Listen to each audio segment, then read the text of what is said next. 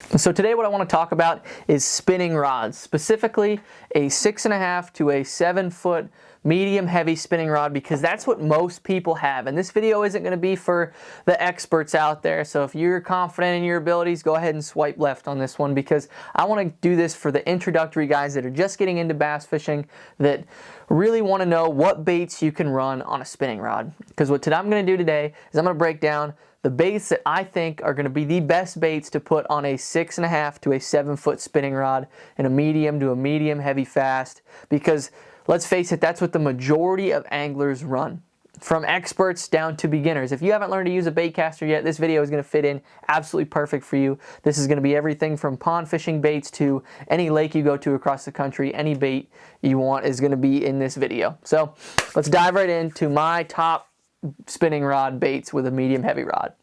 So right off the bat, you're going to be kind of limited into what you can run, right? A spinning rod is more finesse style, so that's what people run on them. And so you're kind of limited by the weight and by the hook diameter, because you have to use more of an open wire or open hook, but we still have some baits that you don't have to have an open hook on.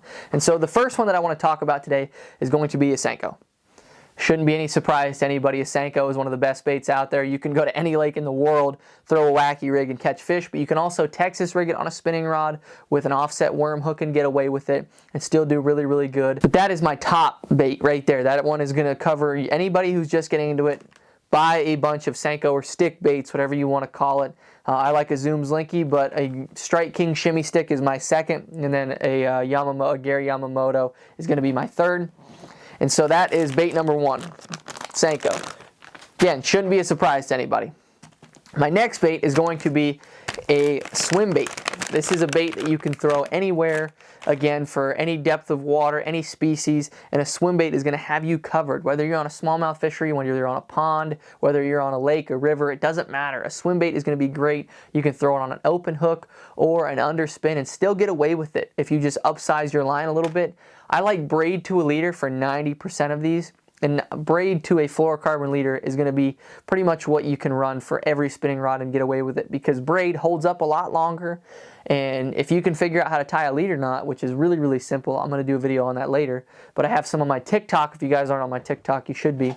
But a leader is super, super efficient. Braid holds up forever, but a spinning rod with a swim bait is an awesome, awesome combo. Throw a ball head or a Finesse swim bait style head on there, which I'll have linked below with everything else that I talk about in here today. So if you guys really want to buy some of this stuff, just click some of the links down below and it'll find all of that. But a swim bait is a great way to cover water and catch a ton of fish, and you get numbers of fish, and your hookup ratio, like the senko, is absolutely phenomenal. You really don't ever lose any fish on that. So that is bait number two. Next, we're going to get into kind of some of the bulk of the baits that I want to talk about. And for those of you guys running spinning rods, finesse worms are going to be your absolute bread and butter. I have a Z-Man SMH worm, which is probably one of my absolute favorite worms right here, for the sole reason that you can do a lot with it. You can Nico rig it, you can put it on a drop shot, you can also put it on a shaky head, which is one of my favorites. And so the couple rigs that I want to talk about is a drop shot and a shaky head, because those are two techniques that work amazing on spinning rods, but it's kind of underrated because you can run a lot of different baits on those. A shaky head doesn't have to just be a worm. You can also put a beaver style bait on a shaky head. You can put all kinds of craw. You can put all kinds of different baits. You can put a big lizard on it, and it'll still work amazing because you still have the same hook setup with it.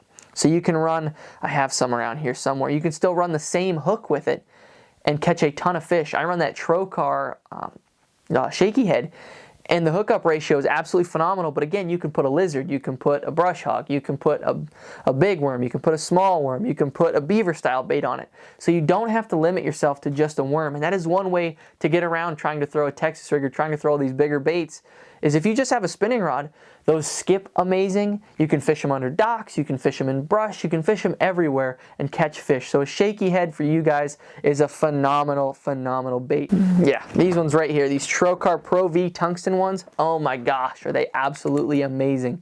The hookup ratio, they have a bigger barb on them, the bend on them.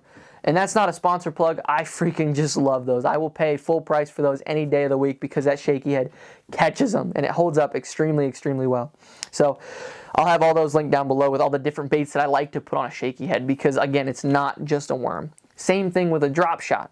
A drop shot is a great way to cover all different depths of water because you have that weight below it, and you can put a worm on it. You can rig it Texas rig to get it to go through grass, through vegetation, through around docks, or you can wacky rig those worms on there too and get a different look and throw it all over the place. You can put a swimbait on it and cover water with it in deeper water. You can also put a beaver on it and put a really short drop shot leader on it and fish it on the bottom, just like if you were punching with a Texas rig. So you can put a heavier drop shot on, put 12-pound on your leader and just flip with it, put a little 3/8 ounce weight on it, and there you go. You have your Texas rig set up, but on a drop shot for a spinning rod. So these applications are endless, guys, for you guys with a spinning rod. And so I have a bunch of different baits here. You can put finesse baits on a drop shot and fish it for smallmouth out in deep clear water. Again, you can put a palmetto bug or a brush hog or something on there and put that short leader on there and flip grass just like any guy would going down the bank. And so the opportunities are absolutely endless on that. And that leads me to my next one, which is going to be kind of a spin-off on the Shaky head, which is going to be a Ned Rig. That is going to be one of the most finesse style baits that you can absolutely use. Catch all kinds of fish on it. That open hook on there, or if you use that the Z-Man EWG style, the Ned Locks hook, you can throw it around brush, you can throw it around heavy rock and get away with it. And one quick tip that I like to talk about is if you throw a 12-pound leader instead of a 7-pound leader, you'll go through rock a little bit better because your line kind of gets a bow in it, but that's besides the point. So one of the last baits that I want to talk about is small chatterbaits. Z-Man has a smaller chatterbait. I can't remember the name of it right now. I absolutely love it though. I'll have it linked down below just like everything else. It's a smaller chatterbait and it absolutely catches the fire out of them. So if you throw it on a 1/4 ounce instead of a 1/2 or a 3/8, or you can literally throw that a 1/4 to a 3/8, throw it on a spinning rod. It has a finessier style hook on it and you can get away with throwing a chatterbait on a spinning rod. That medium heavy is perfect for it.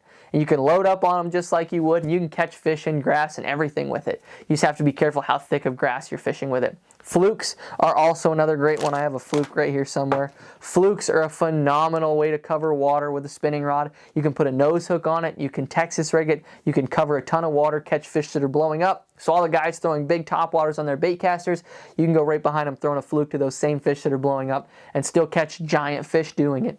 And it's just a phenomenal way to get around it using a spinning rod. Another way to catch those topwater fish is going to be with a popper. You can get away with throwing a popper on a spinning rod because it's another great topwater bait that catches giant fish, but you can also just throw it on light tackle. Same braid to a leader, same setup, same exact setup, but you can still do the exact same thing that these other guys are doing and get away with it. Guys, the opportunities are absolutely endless. You can fish smaller crankbaits on there too. Small crankbaits work phenomenal on a spinning rod, and you can still get down there and throw the same style. So you can fish all the different techniques, all the different applications. You just have to figure out a way around them. But that drop shot and that shaky head are going to be absolutely the key. Just remember to change up the baits and use different baits on there. And once you guys start to get more comfortable, a bait caster is a great way to throw bigger baits to get bigger bites and to cover water faster. And so I'm going to have a video linked up here where I talk about all my favorite baits for a 7-foot medium heavy bait caster, because that's a great introductory rod for you guys. But don't forget to hit that subscribe button to follow along. But God bless you guys. Thank you guys so much for watching. If you guys have any questions or comments, throw them down below as always. But I hope to see you guys in the next video. Take care.